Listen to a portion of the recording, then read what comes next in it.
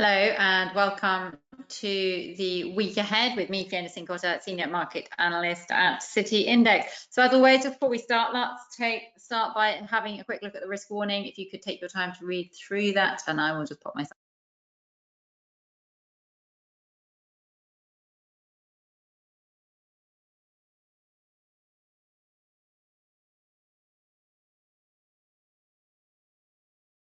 Okay, so let's crack right on because there is so much to be getting on with this week.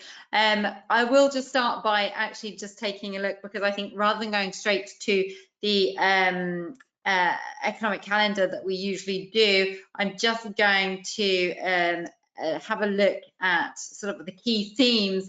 And I think one of those key themes is obviously going to be Trump, the administration, new expectations, policy outlooks. Basically, what we've seen since Trump has come to power is the S&P 500 we're looking at here has risen to a fresh all-time high, and we've seen the US dollar also ease lower. Now, what's been driving a couple of factors that have driven this? Firstly, we've seen Trump has actually taken a less hostile approach than we were expecting to US trade tariffs, which is helping the mood. Obviously, let's not forget that those fears of aggressive trade tariffs against China, Europe, Mexico and Canada particularly, or even universal trade tariffs was even floated as an idea. So, you know, those are considered to be inflationary policies. And the fact that they're not going to be, or they don't appear to be as extreme as initially feared, means that when the market was sort of pricing in weaker outlook as far as the Federal Reserve is concerned, as far as cutting interest rates were concerned, it means that now actually the Fed is able to potentially cut rates a little bit more, which is boosting demand for riskier assets such as the S&P 500. We also had that boost from the tech sector after the announcement of $500 billion into AI infrastructure in the US. So some really notable policies from Trump. He's even suggested that China might be able to negotiate its way out of trade tariffs. So, you know, there seems to be definitely a lot less aggressive approach from Trump. You know, there had been talks of 60% trade tariffs on China. So to go from that to now, actually, they may be able to negotiate their way out of it. It's quite a change as far as sort of expectations are concerned for the market. And as I said, that's had a really positive effect on US equities and equities in Europe as well, actually. You know, we've seen the DAX also, we'll come to that in a bit, reach record highs. And you know, the outlook is still fairly bullish, I think, as far as this technical chart is concerned, but we'll get to that again in more detail. But you know, we've got the RSI, we've seen this break above this sort of resistance level here, broken above the all-time high.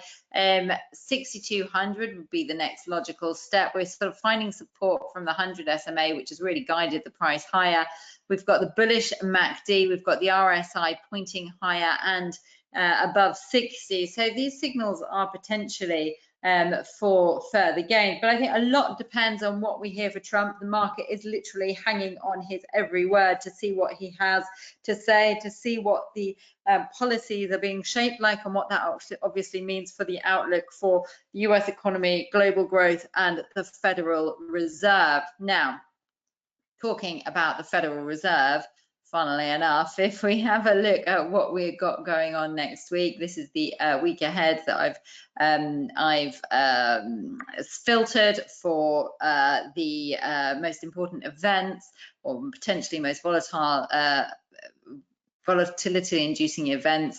And the Federal Reserve interest rate decision is taking place next week on Wednesday. So we've got the Fed rate decision. Also, as far as US is concerned, we've also got economic data wise, we've got Q4 GDP and also core PCE, the Fed's preferred gauge for inflation. So plenty to be watching out for. And we've also got big tech earnings, which will also be a massive focus for the market.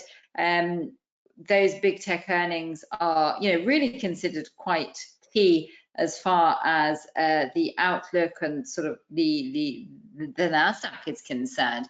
And the S&P. I mean, mega cap earnings will be kicking off next week. So, and that's from the so-called Magnificent Seven. We've got Amazon, Amazon, Apple, Meta, Microsoft, Nvidia, and Tesla all posting earnings next week. The focus is very much going to be on cloud computing growth, AI application, profit margins, and regulation.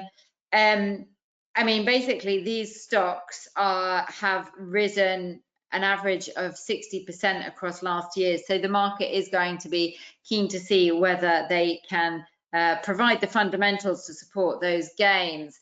Now, given the outsized market caps of these stocks, they actually do have a very big influence on the S&P 500 and the Nasdaq 100. So on Wednesday, we've got Microsoft, Meta, and Tesla. On Thursday, we've got Apple and Amazon. Now, these stocks accounted for around 75% of S&P 500 gross earnings last year. That is expected to, earnings growth last year, but that's expected to ease to 33% this year as the AI rally broadens. There are obviously sort of particular issues with each area, with each company, or particular focuses. For example, with Apple, it's going to be very much on the iPhone 16, the AI iPhone 16, which is sales have been looking a little bit limp compared to Chinese competitors. Tesla's focus is going to be on volumes, which have been a little bit softer than expected. Then you've got Amazon's cloud sector. They've had very much leadership in that sector, growing by around 20%, which is helping to support its shares, and it's also got that cost cutting in progress. And also Meta as well has been very much helped by cost cutting, but they're still expected to spend billions on AI projects. So if we just have a look, this is the S&P 500. As I said, 6,200 is what we're going to be looking for on the upside. Immediate support is around that 6,050 levels, the 6,000, that zone there. And below there, the 50 SMA, which is at 59.80. If we just have a look now at the Nasdaq, which is also obviously influenced by these stocks. Nasdaq isn't quite at an all-time high. It has risen above key resistance levels as it heads towards that all-time high. It's taken above that. Obviously, this is again to do with Trump, to do with the optimism with that sort of improved outlook. Above here, we're going to be looking, this is the key level to be watching now, 22,100. You know, again, with the S&P, the RSI, MACD, supportive of further upside. We've seen this level here, the 50 SMA offer support at the beginning of this week. So these are the levels to be watching on the upside. On the downside, there's a little bit of support here around the 21,500, but below that, the 50 SMA will be key. Now, just talking about the Fed is not expected to move on interest rates at this meeting. The market's actually pricing in around a 99% probability that rates will remain unchanged at the current level of 4.25 to 4.5%.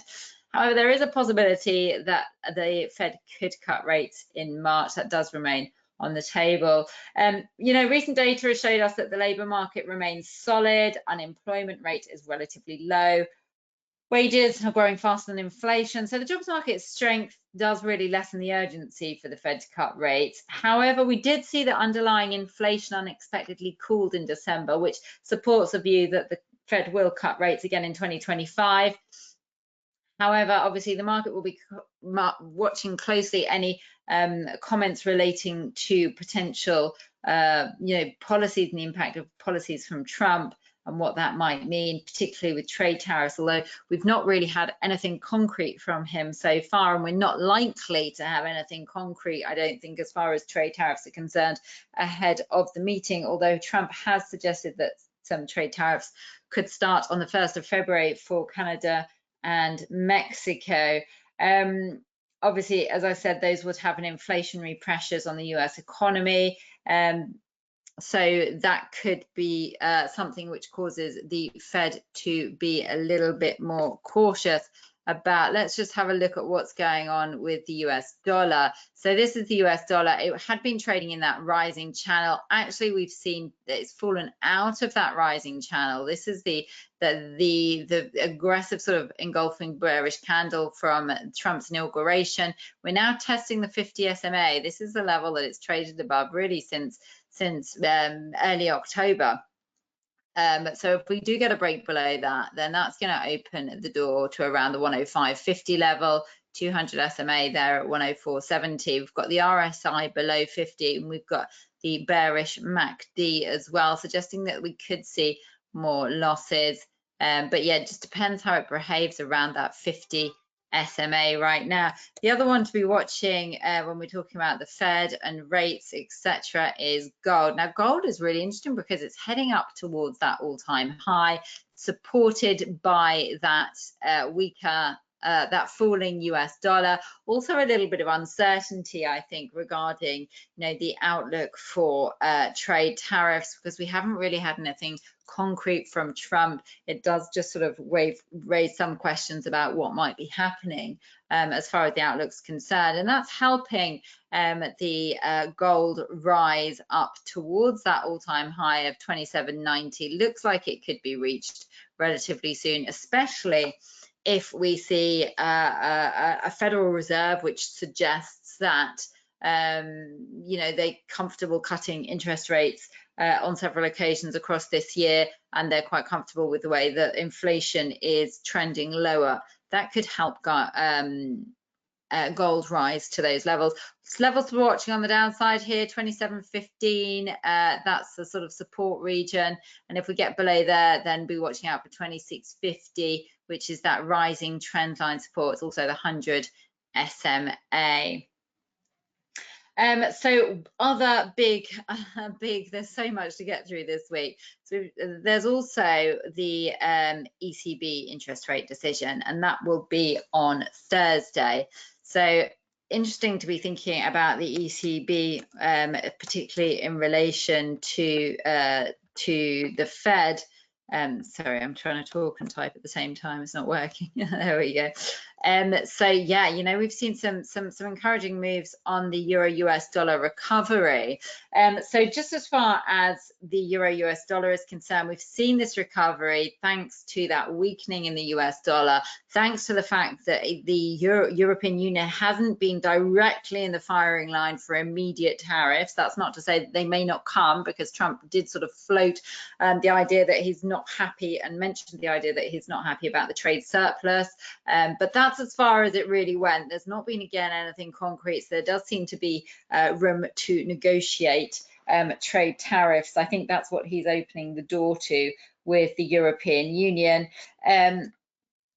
The ECB rate decision, this is interesting. We're obviously seeing the euro rise despite the fact that the ECB is expected to cut rates by 25 basis points in its first meeting of 2025.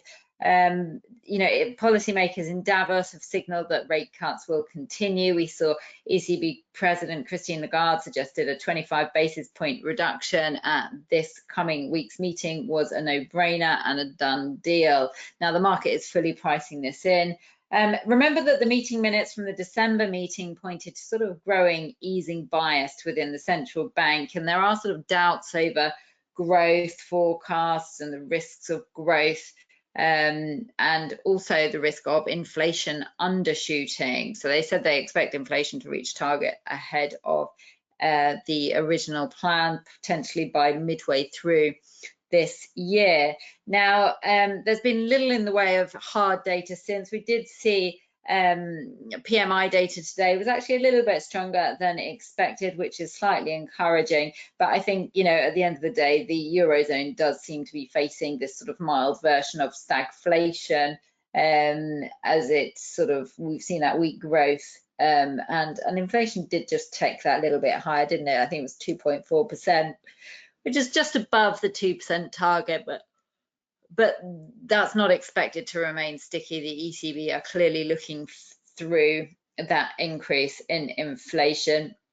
Rate cuts are expected across the year, So if we do hear a slightly more dovish sounding ECB, then that could mean that this recovery in the euro US dollar just struggles to really push too much higher. Again, it depends on what we hear from the Fed. If we hear there's a sort of, a closing in the divergence between the Fed and the ECB, then that could help this pair rise back up towards that 106 level. That's going to be the next level on the upside in order to create to a move higher towards the 200 SMA. We're just coming above here, this key level 104.50, because if we do get above here, then that does create a more bullish outlook, bullish tone to this chart. We've got the RSI above 50 and also the MACD in bullish grounds. As far as Eurozone, other Eurozone data to be watching, we've also got the German inflation data, which will be watched closely because, I mean, it's obviously going to be a secondary event after the ECB meeting, and it's going to be overshadowed by that meeting. But the market will still be watching to see whether that inflation is still ticking higher. Recent PMIs from Germany show that there are signs of the economy improving, although manufacturing remains deep in contraction. So there is this sort of risk of stagflation in the Eurozone still, particularly if inflation ticks higher again. Look, we can see this is the DAX trading at all-time high, boosted again by some optimism surrounding the lack of immediate aggressive tariffs from Trump. We've got the RSI well in overbought territory. So, there is, and it's breaking out of this upward channel that it's traded in since August. But I think there is definitely some signs of some consolidation could be occurring here in order to get that RSI back out of oversold territory. Could even see a tick lower. As long as the price remains above the 20,500, the uptrend very much remains intact. If we get a move below that, that just sort of moves a bit more into neutral, and we need a move below the 19,800 to create a lower low. So that is the DAX. What else? We've got more interest rate decisions because we also have the Bank of Japan. So let's just take a look at what is going on with the USD CAD. Obviously, this is a currency that's been a little bit more in the headlines than the others recently because of Trump's singling out of Canada for trade tariffs, which he has noted could be coming. 25% tariffs as from the 1st of February, but that remains to be seen. Again, that has just been an idea floated. It's not definitely coming. But as far as the Bank of Canada is concerned, expectations are for an interest rate cut of 25 basis points. However, this may be a pause, may not be too far off. Let's not forget that the Bank of Canada has cut rates aggressively across 2024. It's been one of the leading major central banks as far as rate cuts is concerned. It's lowered its rates from 5% to 3.25%. Now we could see a further 25 basis points to 3%. Now the market is pricing in an 83% probability of this rate cut coming, leaving 17% probability of no cut. So as far as the domestic economy is concerned, basically we've barely seen any growth. Inflation remains contained within the target level, and the loonie is looking weak as it trades around these very elevated levels against the US dollar. I think we're sort of talking about 4-year highs here. We have to go out to the monthly chart to really see a sense of how weak that loonie is right now. So just bear with me. There we go. Get back the daily chart. So I think there are a couple of things to keep in mind here. There is a possibility that the central bank could pause rate cuts in March just to give it some time to see how that's faring in the economy. There's also, as I said, this threat of Trump trade tariffs on Canadian exports, and that can affect the interest rate outlook. Obviously, aggressive tariffs of 25% could result in quicker disinflation, and that could force the Bank of Canada to cut rates further.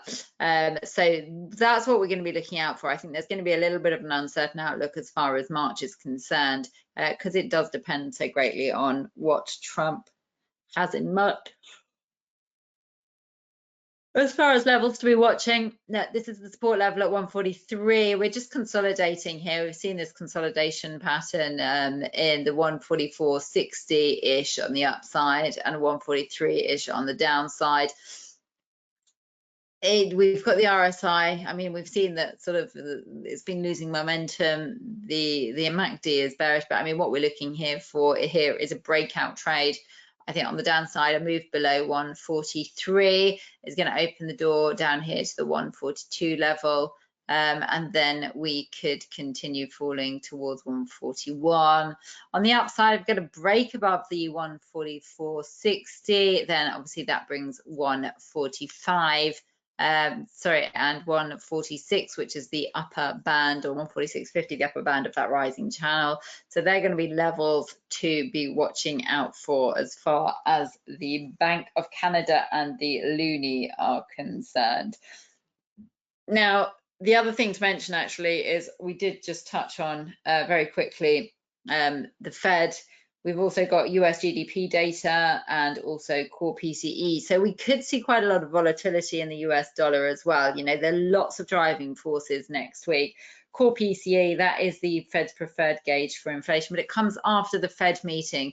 But then the Fed meeting is priced in, you know, that move. So we could see a little bit more focus even on core PCE if it comes in above or below forecast. If we see, we saw underlying CPI fall in the US.